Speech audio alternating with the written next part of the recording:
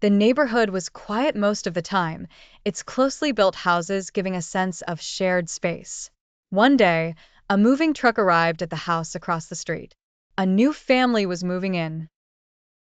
I wasn't particularly interested in strangers, but my mother insisted we visit them to welcome them, and I had no choice but to go along. When we rang the doorbell, a young woman, around 20, opened the door. Her brown hair fell loosely over her shoulders, and her smile was shy as she invited us in. Her name was Layla. I didn't say much during the visit, but there was something about her, her calm demeanor, the way she cared for her visibly unwell mother, that caught my attention. Days passed, and I began noticing her more often. She'd stand on her small balcony watering the flowers. I found myself watching her from my window, unsure why I was so drawn to her. One day, I mustered the courage to wave. She smiled and waved back. The next day, I found her in their garden, struggling to fix a bike. I walked over and offered to help. That was the first time we had a proper conversation. She told me about her love for poetry and her dream of becoming a writer, though her mother's health often kept her homebound. Her words stayed with me, and I found myself looking forward to seeing her again. Our conversations became more frequent. Sometimes we'd talk through her balcony and mine, and other times we'd run into each other on the way home.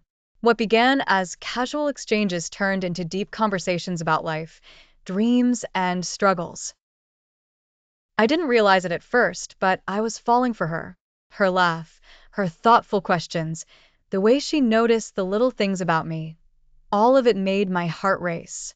And though she never said it outright, I felt she cared for me too. Her eyes would linger on mine, and her smile would brighten whenever we talked. One afternoon, while we were talking in front of her house, my aunt passed by. She didn't hide her disapproval. "Be careful about chatting with the neighbors like this. People will talk," she said sharply. Her words filled me with guilt. I tried to distance myself from Layla after that, worried about causing her trouble. But she noticed the change.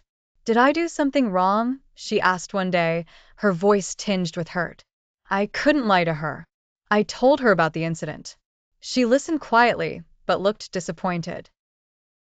Despite the distance I tried to create, I couldn't stay away from her completely. I'd catch glimpses of her from my window, and occasionally, we'd exchange messages. Our bond remained, though it wasn't the same. One evening, I decided to speak to my mother. I told her about my feelings for Layla and how I didn't want to lose her because of societal expectations. To my surprise, my mother said, "If you think she's right for you, why should we care about what people say?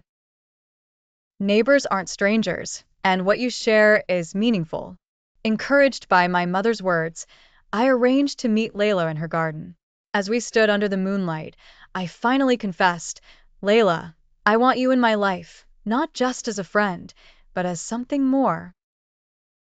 Her cheeks flushed, and she smiled. "I've been waiting for you to say that."